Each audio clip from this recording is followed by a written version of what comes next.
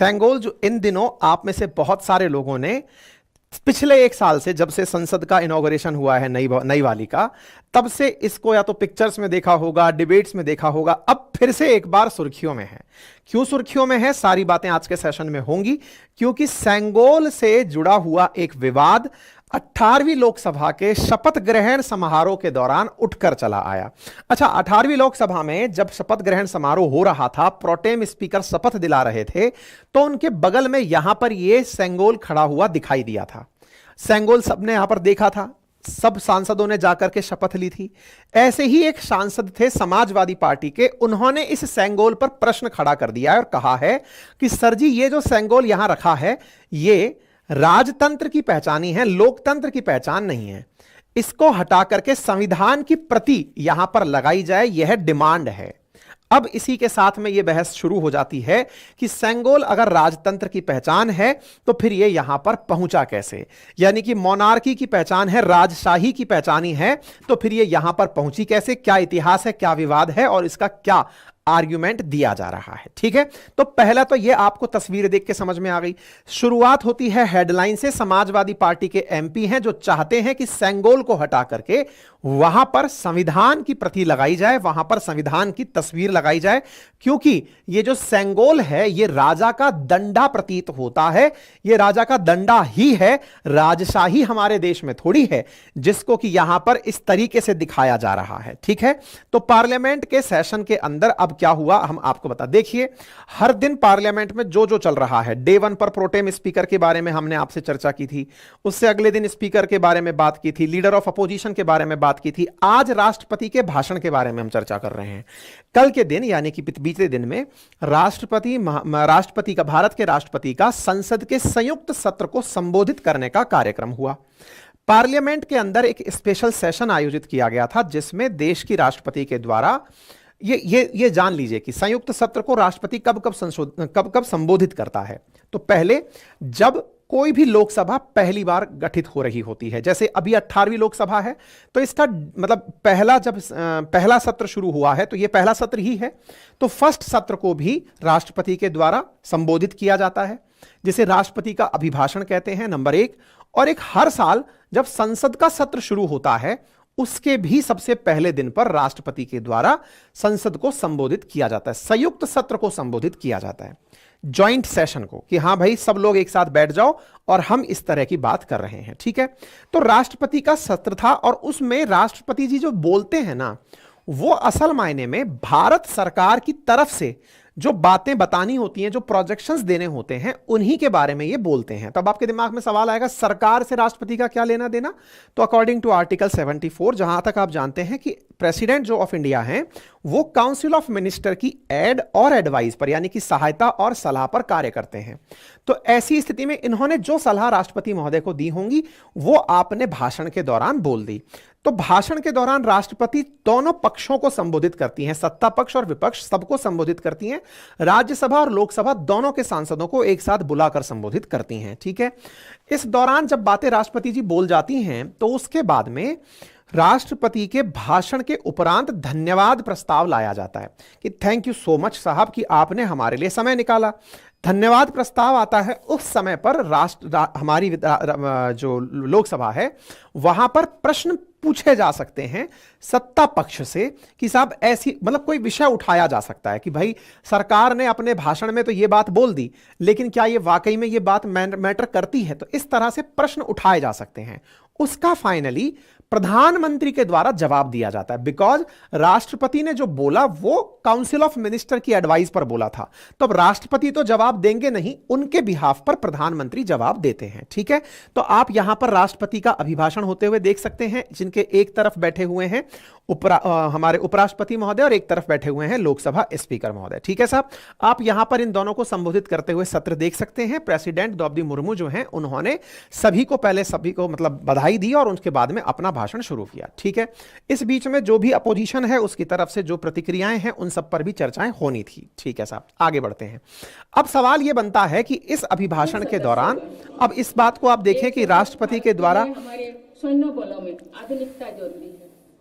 युद्ध की स्थिति में हम सर्वश्रेष्ठ रहे, इसके लिए राष्ट्रपति के द्वारा पूरे सत्र को संबोधित किया गया। अब राष्ट्रपति के संबोधन में जो सबसे ज्यादा इंटरेस्टिंग बात रही वो क्या थी, मैं आपको बताता हूं, वो प्रक्रिया जिसके माध्यम से ये सारा काम हुआ है। तो देखिए, राष्ट्रपति अकॉर्डिंग टू आर्टिकल्स 87 हर लोकसभा चुनाव के बाद सत्र की शुरुआत में संसद के संयुक्त सत्र को संबोधित करता है। संबोधन के लिए आर्टिकल 87 में बातें लिखी हुई हैं, जो लोकसभा के नियम 16 और राज्यसभा के नियम 14 के मुताबिक अभिभाषण का समय दोनों सदस्यों के अध्यक्ष तय करते हैं। लोकसभा के नियम 17 के तहत सदन का कोई सदस्य धन्यवाद प्रस्ताव पेश करता है, जिसका समर्थन कोई और दूसरा सदस्य करता है। इसके बाद धन्यवाद प्रस्ताव पर चर्चा होती है। धन्यवाद प्रस्ताव में संशोधन की मांग भी की जा सकती है। लोकसभा के नियम 20 क्लॉज 1 और राज्यसभा के नियम 18 के तहत धन्यवाद प्रस्ताव पर चर्चा का जवाब देने का अधिकार सरकार के पास होता है। प्रधानमंत्री खुद या कोई अन्य मंत्री बाद में जवाब दे सकता है। जवाब के बाद में किसी और सदस्य को उत्तर देने का अधिकार नहीं होता है। तो राष्ट्रपति के अभिभाषण के बाद की जो प्रक्रिया है, जैसे आज धन्यवाद प्रस्ताव पर बहस हो सकती है, यानी कि सवाल पूछे जा सकते हैं, और 2-3 जुलाई के आसपास भारत के प्रधानमंत्री अपना जवाब दे सकते हैं। तो उम्मीद है कि 2-3 जुलाई को प्रधानमंत्री अपना जवाब देंगे। ठीक है साहब, आगे बढ़ते हैं। अब यहां से शुरू होता है सेंगोल विवाद। तो आप राष्ट्रपति को आते हुए अगर देखें तो राष्ट्रपति के सामने चलता हुआ जो व्यक्ति है वो अपने साथ में सेंगोल लेकर चल रहा है। मतलब जहां आपने शपथ ली थी वहां जो सेंगोल रखा है वो सेंगोल यहां पर आपको चलता हुआ दिखाई दे रहा है। ये व्यक्ति सेंगोल लेके चल रहा है। राष्ट्रपति, उपराष्ट्रपति, प्रधानमंत्री, ये सब आपको, स्पीकर, संसदीय मंत्री, आपको ये सब यहां पर आते हुए दिखाई दे रहे हैं। अब ये जो सेंगोल यहां पर आपको दिखाई दिया है, ये राष्ट्रपति के अभिभाषण के दौरान आते समय सेंगोल उनके सामने चलता आ रहा है। तो ये दिमाग में ऑब्वियस क्वेश्चन है कि आज से पहले होता था क्या ऐसा, और आज से पहले होता था तो फिर कब होता था, और फिर नहीं होता था तो क्यों नहीं होता था। वो सारे सवाल जवाब आपको यहां पर मिलने वाले हैं। ठीक है, तो साहब सेंगोल को लेकर के ये हैं समाजवादी पार्टी के एमपी, जिनका नाम है आर.के. चौधरी। आपने अपनी तरफ से प्रश्न उठाया और कहा कि प्रधानमंत्री मोदी के द्वारा जो सेंगोल पार्लियामेंट में स्थापित किया गया है वो असल में राजदंड है। इसका मतलब है राजा का डंडा। हमारे यहां पर प्रिंसली ऑर्डर खत्म हो चुका है, कंट्री पूरी तरह आजाद हो चुकी है।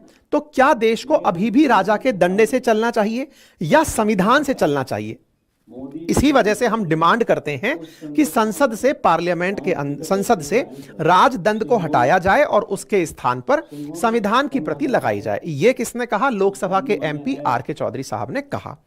क्या है ये सेंगोल जिसको हटाने की चर्चा हो रही है? अब थोड़ा सा उसके बारे में जान लेते हैं, और क्यों अल्टीमेटली इसको यहां लगाया गया उसके बारे में चर्चा कर लेते हैं। देखिए, अगर राजनीतिक चर्चा की जाए तो राजनीतिक चर्चा यह है कि विपक्ष का आरोप है सत्ता पक्ष पर कि आपको तमिलनाडु में अपना फैन बेस क्रिएट करना था, आपको अपना वोट बेस क्रिएट करना था, इसलिए तमिल संस्कृति से उठाकर सेंगोल को लोकसभा में स्थापित किया और उसका इतना माहौल बनाया गया। यह तो है विपक्ष का आरोप। आरोप क्यों है? क्योंकि अच्छा, फिर आपके दिमाग में एक प्रश्न बनेगा, तो साहब तमिलनाडु से सेंगोल की क्या कहानी जुड़ी है? तो कहा जाता है कि जो चोल डायनेस्टी के राजा हुआ करते थे उनके द्वारा राजदंड के रूप में सेंगोल को याद किया रखा जाता था, जो कि राइटियसनेस को, यानी कि सत्य को, सही चीजें होने को इंडिकेट करता था राजदंड के रूप में, कि राजा याद रखे कि वो किसी मतलब सही कार्य के लिए वहां बिठाया गया है, तो ये उसका दंड उसे याद दिलाता है कि आपका कुछ कार्य है जिसको आपको सही से करना है। यहां पर राजा शब्द जो इस्तेमाल हुआ, क्योंकि चोल वंश में राजा का शासन हुआ करता था, तो वो साउथ से बिलोंग करता है। साउथ की उसी चीज को रेप्लिकेट करने के लिए आपने यहां लगाया, ताकि साउथ में लोगों को यह लगे कि आप कितने जबरदस्त हिंदूवादी हैं और आप अपने लोगों की पहचान के लिए ये सब कर रहे हैं। ये तो अपोजिशन का आरोप है। सत्ता पक्ष की तरफ से इसके क्या बचाव दिया जाता रहा है? सत्ता पक्ष की तरफ से बचाव यह दिया जाता रहा है कि जब देश आजाद हुआ था ना, तो 14 अगस्त 1947 को माउंटबेटन साहब ने नेहरू जी से कहा कि अब आजादी तो आ गई, आजादी आपको मिलने जा रही है, लेकिन आजादी का सिंबल क्या होगा कि आप आजाद हुए? मतलब जैसे आपको कल को किसी ने यह कहना है कि साहब, जैसे आपका जब कहीं ट्रांसफर होकर सरकारी नौकरी में जाते हैं आप, तो क्या होता है कि आपकी एक चेयर होती है जिस पर आपको जाके बैठना होता है कि साहब ये पद आज से आपका हुआ। तो ये एक सिंपल सा व्यवहारिक तरीका है। ऐसे ही अगर पद पर कोई दूसरा व्यक्ति आकर बैठता, जैसे आपने स्पीकर को देखा कि प्रोटेम स्पीकर हटे, उन्होंने उनको बुलाया, लोकसभा स्पीकर को बुलाया, तो प्रक्रिया फॉलो हुई कि प्रधानमंत्री और लीडर ऑफ अपोजिशन दोनों मिलकर के उन्हें वहां छोड़ने गए विद संसदीय कार्य मंत्री। ये एक प्रक्रिया है जो कि पद हस्तांतरण की है। तो देश जब आजाद हो रहा था, आजाद रोज तो होते नहीं है, स्पीकर तो भले ही 18वीं बार लोकसभा चल रही है तो फिर से स्पीकर बन गए हैं, लेकिन आजाद तो भाई भारत पहली बार हो रहा था। तो पहली बार आजादी थी, तो ऐसा क्या सिंबल दिया जाए जो ये दर्शाए कि आप आजाद हुए। तो बोले उस समय भेंट के रूप में श्री राजगोपालाचारी जी ने सजेशन दिया माउंटबेटन को कि साहब राजदंड भेंट करके आप नेहरू जी को ये चीज भेंट, राजदंड भेंट करें, सेंगोल भेंट करें, और उस सेंगोल को भेंट करके ये कहें कि अब आप आजाद हो गए। यानी कि वो सिंबल क्या है जो दर्शाएगा कि आप आजाद हुए। तो बोले ब्रिटिशर्स से राज इंडिया के पास जा रहा है, उसके लिए एक राजदंड बनाया जाए। ठीक है, यह कार्य जो है राजगोपालाचारी जी ने संभाला और वो जाकर तमिलनाडु में प्रॉपर इसको बनवाकर लेकर आए, और तमिल के अंदर जो तमिल संस्कृति से जुड़े हुए लोग हैं जिनका भी हम जिक्र करेंगे, उनके माध्यम से प्रॉपर तरीके से विधिवत रूप से माउंटबेटन जी के द्वारा उन्हें भेंट करवाया गया, यानी कि नेहरू जी को दिया गया। अब ये जो सेंगोल है ना, इसकी स्ट्रक्चर को थोड़ा सा समझ लेते हैं और उसका थोड़ा महत्व भी इसी को देखकर स्थापित कर लेते हैं। पहला, सेंगोल को अगर ध्यान से देखते हैं तो इसके ऊपर नंदी बैठा हुआ है। नंदी जस्टिस और स्ट्रेंथ का परिचायक होता है, नंबर एक। नंबर दूसरा, इसके जस्ट नीचे जो ये राउंड सर्कल आपको दिख रहा है, इसमें लक्ष्मी जी बिठा रखी हैं। लक्ष्मी जी वेल्थ और प्रॉस्पेरिटी का परिचायक होती हैं। इसके नीचे जो ये दंड दिख रहा है, इसे कोडीमारन कहा गया है, जो कि ग्रोथ और फर्टिलिटी का परिचायक होता है। तो इस प्रकार से इसका सिंबलाइजेशन है सिंगोल का। ठीक है, ये 5 फीट के आसपास लंबा होता है और इसके अंदर नंदी का होना, इसके साथ साथ लक्ष्मी मां का होना और पूरी तरह से गोल्ड प्लेटेड ये सिल्वर का बना होना तमिल संस्कृति के सेमाई शब्द से लिया गया है, जिसका अर्थ होता है राइटियसनेस, यानी कि सही। अब इसका एग्जैक्ट हिंदी तो क्या हुआ, राइटियसनेस मतलब सही की तरफ, है ना, तो मतलब एकदम सही चीजों की तरफ आप इसको चल रहे हैं। ठीक है साहब, तो ये इसको दर्शाने के लिए इसका उपयोग किया जाता है। ठीक है, तो ये सेंगोल की कहानी आ गई। अब सवाल बनता है जो कि इतिहास से जुड़ा है, क्योंकि अल्टीमेटली सेंगोल आज तो चर्चा में है, लेकिन यहां 2 बड़े सवाल हैं जिसको लेकर के बड़ा आर्ग्यूमेंट होता है। अपोजिशन के द्वारा कई बार यह कहा जाता है कि इसका कोई प्रमाण नहीं है कि माउंटबेटन साहब ने नेहरू जी को सेंगोल दिया था, लेकिन वहीं सत्ता पक्ष कहता है कि इसका प्रमाण है। एक न्यूज़पेपर की कटिंग यहां पर दिखाई जाती है जो कि इंडियन एक्सप्रेस है उसी समय का, जहां पर एक छोटी सी कटिंग है, मैं भी दिखाऊंगा आपको, जिसमें यह दिखाया जाता है कि देखो ये राजदंड भेंट होने की बात साझा हुई थी, लेकिन इस बारे में कोई भी टेक्स्ट कहीं लिखा हुआ नहीं है, ऐसा अपोजिशन का कहना होता है। तो यह माना जाता है कि यह अपनी तरफ से सोचा हुआ सत्ता पक्ष का एक तरीका है कि ऐसा होना चाहिए, और उनकी मनगढ़ंत कहानी है जिस कारण से उन्होंने सेंगोल को पिक्चर में ला दिया है, तमिल वाले लोगों को अपनी तरफ से यहां पर वैल्यू दिलाने के लिए। लेकिन जिस चीज की वैल्यू दिलाई जा रही है वो राजतंत्र का परिचायक है। अब राजतंत्र का कैसे परिचायक है उसकी बात करते हैं। तो देखिए, सेंगोल का अगर भारत में इतिहास ढूंढते हैं तो उसका शुरुआती सबूत मौर्यन काल से मिलता है, यानी कि 322 से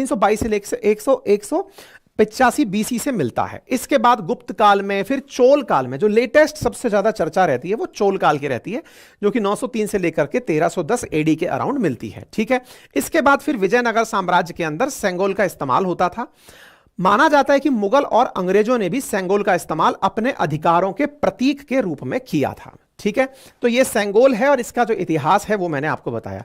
क्या ये भारत में ही होता था? नहीं, ऐसा कहा जाता है कि सेंगोल की तरह बहुत से और भी जगह, मतलब सेंगोल ही बहुत सी जगह पर अलग अलग नाम से पहचाना जाता था। जैसे 1661 में चार्ल्स द्वितीय के राज्याभिषेक के दौरान इंग्लैंड की रानी का सॉवरेन ऑर्ब बनाया गया था। 362 साल बाद आज भी राज्याभिषेक के समय नए राजा अथवा रानी को यह दिया जाता है, जो इनके हाथ में रखा है। मतलब यह भी राजदंड के तरीके से भेंट किया जाता है। लड़ाई असली इसी बात की हो रही है कि राजा लोग तो यूज करते थे, इसका प्रमाण तो है कि राजाएं सत्ता का हस्तांतरण होते समय इसका उपयोग करते थे, लेकिन लोकतंत्र में इसका क्या महत्व है? तो उदाहरण के लिए यहां पर दिखाया गया मेसोपोटामिया के अंदर कि मेसोपोटामिया में राजदंड गिदरू कहलाता था। ग्रीक रोमन्स के अंदर कहा जाता है कि यहां पर यह राजदंड हुआ करता था। मिलिट्री लीडर्स, पुरोहित, राज्य के शक्तिशाली लोग राजदंड का उपयोग करते थे। इजिप्ट के अंदर भी राजदंड शक्ति और सत्ता का प्रतीक होता था। वाज नाम के साथ इसका जिक्र इजिप्ट के अंदर भी मिलता है। तो कहने का मतलब यह हुआ कि भारत में जो सेंगोल है, इस सेंगोल का भी इतिहास है और वर्ल्ड में भी सेंगोल का इतिहास है। लेकिन भारत में जो सेंगोल है वो चोल से कनेक्ट करके लिया जाता है। कहा जाता है कि यह तमिल कल्चर से रिलेटेड है, जहां पर transfer of power during the Chola kingdom when a new king was presented with Sengol during the coronation by the high priest as symbol of transfer of power। तो एक पुजारी के द्वारा राजा को सत्ता हस्तांतरण के समय यह वाला जो सेंगोल है यह दिया गया था। ठीक है, तो भारत में सेंगोल को सत्ता हस्तांतरण के प्रतीक के रूप में माना जाता है, ना कि राजतंत्र के प्रतीक के रूप में। ठीक है, इसका इतिहास मिलता है कुछ इस प्रकार की राइटिंग्स में, जिसमें क्या लिखा है ध्यान से सुनिएगा। सेंगोल को पहली बार प्रधानमंत्री जवाहरलाल नेहरू जी को 14 अगस्त के दिन, मतलब जब माउंटबेटन ने बात की नेहरू जी से कि आपको सत्ता हस्तांतरण के रूप में क्या दिया जाए, तो न्यूज रिपोर्ट्स के अनुसार कहते हैं कि इंडियाज इंडिपेंडेंस लॉर्ड माउंटबेटन, जो कि आखिरी वायसराय थे इंडिया के, उन्होंने प्रधानमंत्री से पूछा कि सत्ता हस्तांतरण के नाम पर आपको क्या सिंबलाइज करके दिया जाए, क्या प्रतीक चिन्ह दिया जाए कि ये लीजिए अब ये सत्ता आपकी हुई। तो कहते हैं कि माउंटबेटन के बाद जो भारत के पहले गवर्नर जनरल बने राजगोपालाचारी जी, उन्होंने कहा, जो कि भारत के लास्ट गवर्नर जनरल थे, उन्होंने कहा कि तमिलनाडु की परंपरा के अनुसार, यानी तमिल परंपरा के अनुसार, हाई प्रीस्ट जो पुजारी लोग हैं वो प्रेजेंट करते हैं एक sceptre to a newly crowned Chola king as a symbolic gesture of power transition. तो बोले पावर ट्रांसफर ही करनी है अंग्रेजों को इंडिया को, तो भारत के तमिल कल्चर के अंदर चोला एम्पायर में ऐसा होता है कि सत्ता हस्तांतरण के लिए सेंगोल ट्रांसफर किया जाता है। तो फिर कहते हैं कि राजा जी खुद इस स्कैप्चर को बनवाने के लिए निकलते हैं और वो यहां से जाकर के तिरुवादिथुरई अधिनाम, जो कि ओल्डेस्ट सैवेट मठ है तिरु टाउन के अंदर, तमिलनाडु के अंदर, वहां पहुंचते हैं और वहां जाकर के सेंगोल को क्राफ्ट करवाते हैं वमुदी बंगारू चेट्टी के द्वारा, जो कि एक रिनाउंड ज्वेलर थे मद्रास में उस समय पर, और उनसे इसको बनवाया जाता है कि साहब इस परंपरा के अनुसार मठ से कहा गया कि आप इसे देने आइएगा, और एक ज्वेलर को बोल करके इसे बनवाया जाता है। ठीक है, फिर जब ये सेंगोल बनकर आता है, तब इसको, जो कि बनकर के आया, इसको उस समय तमिल के एक प्रीस्ट जिनका नाम था तिरुवादुथुरई, उन प्रीस्ट के द्वारा, अब ये थोड़े नाम टिपिकल हैं तो मैं सही से प्रोनाउंसिएट करना पाऊं, तिरुवादुथुरई अथिनाम के द्वारा इस पूरे सेंगोल को माउंटबेटन को दिया गया कि अब आप इसे भेंट करिए नेहरू जी को। तो कहते हैं सेंगोल के ऊपर उस समय गंगा जल छिड़का गया और तब प्रधानमंत्री नेहरू को यह चीज आधी रात को भेंट की गई, और उस समय एक स्पेशल गान चलाया गया जो श्रीला कुमार स्वामी तंबुथुरन, जो कि डेप्यूटी हाई प्रीस्ट थे मठ के, उनके द्वारा इस स्कैप्चर को पीएम नेहरू को भेंट किया गया। अब इसके बारे में कहीं पर भी लिखित जानकारी है या नहीं, इसके बारे में ये उस समय का इंडियन एक्सप्रेस अखबार दिखाया जाता है, जहां पर ये लिखा जाता है, देखिए 15 अगस्त 1947 का इंडियन एक्सप्रेस अखबार, जिसमें पंडित नेहरू को गोल्डन राजदंड दिए जाने की बात लिखी है। यहां पर आप देख सकते हैं वो अखबार की कटिंग, जहां लिखा है golden sceptre for Pandit Nehru presentation by head of Thiruvaduthurai math. Thiruvaduthurai मठ है तमिल के अंदर, उनके द्वारा यह दिया गया। यहां पर आप देख सकते हैं it is officially announced that his holiness Srila Shri Ambuthan, जो मैंने नाम यहां पर बताया, उनके द्वारा यह प्रेजेंट किया गया पंडित जवाहरलाल नेहरू को भारत के पहले प्रधानमंत्री के नाम पर गोल्डन स्कैप्चर के रूप में यह भेंट किया गया। तो यह इसकी कटिंग है जिसको कि दिखाकर यह काम किया जाता है। ठीक है साहब, तो भारत में अंग्रेजों से भारत में सत्ता आई, इसका प्रतीक चिन्ह बन गया ये सेंगोल।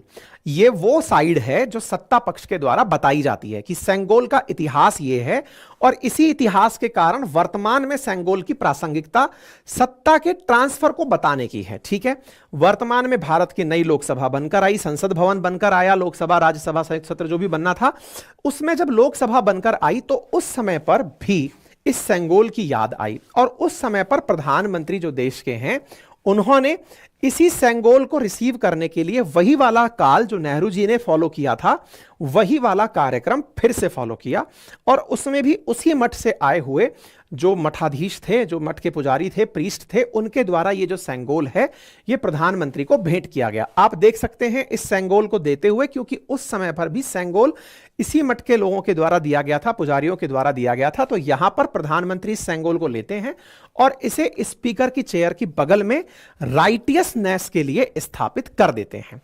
तो अब इसके दो मायने हुए। पहला मायना तो यह हुआ कि यह चोला डायनेस्टी में सत्ता हस्तांतरण के लिए यूज किया जाता था जब राजतंत्र होते थे, लेकिन भारत में तो राजतंत्र है नहीं, जनता का शासन है। जनता का शासन है तो जनता का प्रतीक चिन्ह संविधान है जो कि बाबा साहेब अंबेडकर जी के द्वारा बनाया गया था। तो टेक्निकल से तो यहां पर संविधान की प्रति होनी चाहिए, यह कहना है समाजवादी पार्टी के उन सांसद महोदय का। तो फिर एक बड़ा सवाल बनता है कि यह अगर पुरानी कल्चर को पहचान देने का एक तरीका है तो यह कितना सही और कितना गलत है। अब इसके अपने पक्ष और विपक्ष हो सकते हैं। सत्ता पक्ष ने इसे इस तरह से लिया कि भाई आजादी के समय इसे भेंट किया गया था याद दिलाने के लिए कि पावर अब आपके पास है। तो भारत के पास पावर है तो यह पावर का प्रतीक है कि सत्ता पक्ष के पास या सरकार के पास, जो भी शासन में है, लोकतंत्र के पास पावर है। तो ये दोनों के अपने अपने मायने हैं जिसे लेकर बहस चल रही है। इसके ऊपर एक डॉक्यूमेंट्री उस समय भी जारी की गई थी, जिस समय ये बना था, उसके अंदर आप उसको देख लीजिएगा। अच्छा, लेकिन इसको लेकर के जिस समय जब ये सब काम हो रहा था तब एक बहस तमिलनाडु में और छिड़ी हुई थी और उस बहस में एन राम जो कि द हिंदू न्यूज़पेपर जो है उसके पूर्व प्रधान जो हुआ करते थे उनके द्वारा उठाया गया था। फॉर्मर एडिटर थे द हिंदू के, उन्होंने उठाया, बोले नहीं, ये प्रधानमंत्री की अपनी मनगढ़ंत कहानी है हिंदुत्व को प्रमोट करने के लिए, कि प्योर हिंदुत्व को प्रमोट करना है, उसके लिए इन्होंने अपनी एक फिक्शन बेस्ड काल्पनिक कथा घड़ी है जिसके तहत सेंगोल को वहां पर लगाया जा रहा है। तो बोले जो सेंगोल है ना, ये हिंदू प्रतीक चिन्ह के रूप में वहां लगाया गया है और उस प्रतीक चिन्ह का असल मकसद केवल हिंदुत्व को प्रमोट करना है, बाकी और कुछ नहीं है। यहां पर आप देख सकते हैं एन राम जो हैं डायरेक्टर थे Hindu group publishing private limited के, उन्होंने अपनी तरफ से बताया कि ऐसा जो प्रधानमंत्री के द्वारा बताया गया है कि पावर ट्रांसफर के लिए ऐसा कुछ यूज किया गया था, ऐसा कुछ नहीं है और यह केवल और केवल हिंदुत्व को बढ़ावा दिखाने के लिए दिया गया है। लेकिन सत्ता पक्ष का क्या कहना है? सत्ता पक्ष का तो केवल वही कहना है कि 14 अगस्त की रात को पंडित नेहरू ने विशेष रूप से तमिलनाडु से आए सेंगोल को स्वीकार किया था। उन्होंने इसे अंग्रेजों से भारत को सत्ता प्राप्त करने के प्रतीक के रूप में स्वीकार किया था। तो बस इसी को ध्यान में रखते हुए हम लोग भी कर रहे हैं, ठीक है। इस पर उस समय कांग्रेस की तरफ से जो सांसद हैं शशि थरूर जी, उन्होंने कहा कि देखो दोनों पक्षों का अपना अपना तर्क है। अपोजिशन वाले बोल रहे हैं कि इसका कोई बहुत बड़ा प्रमाण नहीं है, पोजीशन वाले बोल रहे हैं कि यह सत्ता ट्रांसफर का प्रतीक है। तो एक काम करते हैं, हम लोग इसको एम्ब्रेस करते हैं, इस सिंबल को, from the past to reaffirm the values of our present. हम इसे पास्ट से लेकर आज की वैल्यूज को स्थापित करने के लिए एम्ब्रेस करते हैं। शशि थरूर जी ने इस मामले को उस तरह कह के शांत कर दिया था, लेकिन अभी फिर से यह मामला सुर्खियों में आ गया साहब, सुर्खियों में आया। अच्छा, एक चीज और मैं आपको बता दूं कि इसका ना केवल उपयोग अभी हो रहा है, बल्कि जब बजट का सत्र होता है उस समय पर भी इसको लाया जाता है, ठीक है। मतलब उस समय भी सेंगोल का मतलब दर्शन होता है, राष्ट्रपति के अभिभाषण के समय इसका उपयोग होता है। अच्छा, तो यहां पर आप देख रहे हैं कि सेंगोल फिर से सुर्खी में है। इस पर मीसा भारती जी का कहना है, जो कि बिहार से नेता हैं, इनका कहना है कि अगर इसका इतना ही ऐतिहासिक महत्व है तो फिर इसे म्यूजियम में स्थापित कर दीजिए ना, लोकसभा में लगाए रखने की क्या जरूरत है, लोकसभा में इसको लगाने की क्या जरूरत है, इसे म्यूजियम में डाल दीजिए ना, क्या दिक्कत है। हाँ ठीक है, सबको अपनी राय रखने का अधिकार है, तो इसी चीज में राय रखी जा रही है। ऐसे ही साउथ के एक कलाकार हैं प्रकाश राज, उन्होंने इसे नौटंकी करार दिया। राष्ट्रपति सेंगोल लेके चल रहे हैं तो वो इसे कह रहे हैं कि नौटंकी कंटिन्यूज। भारत में अभिव्यक्ति की आजादी है और जो भी प्रक्रियाएं, चाहे राष्ट्रपति का अभिभाषण हो, लेकिन शायद बड़ा आदमी कुछ भी बोल सकता है, तो उन्होंने इसे नौटंकी करार दिया। खैर कोई नहीं जी, हमारे राष्ट्रपति लोकतांत्रिक देश के हैं, इसलिए इस नौटंकी को भी स्वीकार कर लिया गया। तो ये यहां से लेते हुए आपको चलते हुए दिखाई दे रहे हैं। खैर इन सभी चीजों के साथ में अब एक बड़ा सवाल बनता है कि क्या इस बात के साथ अपोजिशन इसको हटाने के पक्ष में है? तो इंडिया ब्लॉक की पार्टीज ने सपोर्ट किया है समाजवादी पार्टी के एमपी के इस व्यू का कि सेंगोल को पार्लियामेंट में हटाया जाना चाहिए। हमने इस बात को यहां पर आपके सामने मेंशन भी किया है, ठीक है साहब। लेकिन इस विषय पर तमिलनाडु की तरफ से, तमिलनाडु में जो बीजेपी के इस समय मतलब फेस बने हुए हैं के अन्नामलाई, उन्होंने इसे तमिल अस्मिता से जोड़ दिया और उन्होंने कहा कि देखिए इंडिया अलायंस के द्वारा उनका जो सोचना था वो बाहर निकल कर आ गया है। अब देखना होगा कि इंडिया ब्लॉक का जो डीएमके ग्रुप है वो क्या बोलता है इस विषय पर तमिलनाडु के अंदर, क्योंकि अब ये तमिल संस्कृति से जुड़ी हुई चीज हो गई है। यहां पर उन्होंने एक बात और उठा दी और वो ये है कि reinstatement of Sengol in parliament happened in the presence and blessing of Adheenam from Tamil Nadu. अधिनामों की प्रेजेंस में यह हुआ, the jibe at the Sengol by the SPMP is a insult to Adheenam of Tamil Nadu who come from the backward class community. तो यहां पर इन्होंने एक बात और जोड़ दी और वो ये है कि जो सेंगोल दिया गया वो अधिनाम के द्वारा दिया गया, और अधिनाम जो है ना, जिनको आप प्रीस्ट कह रहे हैं, प्रीस्ट देखकर आपके दिमाग में पुजारी आता है, पुजारी आता है तो आपको लगता है कि ये तो सवर्ण कास्ट के लोग होंगे। बोले नहीं, ये अधिनाम है, ये बैकवर्ड क्लास में आते हैं तमिलनाडु में। तो अल्टीमेटली ये सेंगोल का विरोध नहीं है, ये बैकवर्ड क्लास का विरोध है। तो यहां पर अब क्लास भी जुड़ गई है, ठीक है। दीज कमेंट फ्रॉम एसपी, यानी कि जो अधिनाम है वो बैकवर्ड क्लास से हैं, तो आप बोले सेंगोल का नहीं, उनका भी विरोध कर रहे हैं।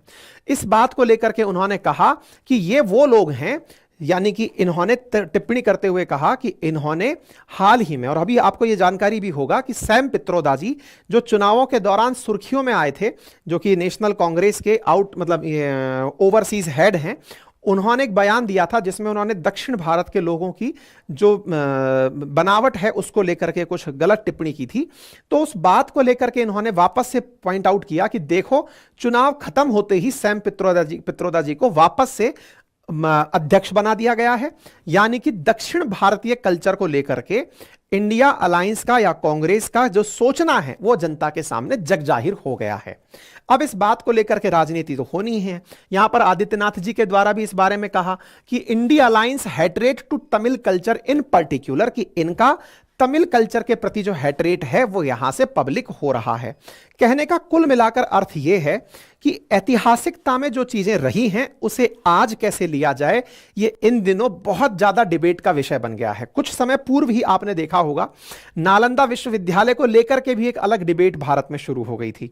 अभी फिलहाल सेंगोल को लेकर के डिबेट शुरू हो गई है, और सेंगोल को लेकर के हुई है, मुझे लगता नहीं है कि किसी दिन हो सकता है कि भारत में जो ये सत्यमेव जयते लिखा हुआ है इस पर भी डिबेट शुरू हो जाए। हो सकता है कि भारत में ये जो भारत का नेशनल एम्बलम लगा हुआ है अशोक चिन्ह का, हो सकता है आने वाले समय में इसे भी लेकर डिबेट शुरू हो जाए, क्योंकि जहां हमारे सरकारी प्रीमाइसेस में, हमारी सरकार के पहचान में अशोक चिन्ह लगे हुए हैं, वो अशोक चिन्ह प्रदर्शन किस बात का है? हम इसको नेशनल एम्बलम तो बोल रहे हैं, लेकिन ये तो उस समय का है जब अशोकन एम्पायर हुआ करता था, तो ये तो उस समय के राज का प्रतीक है।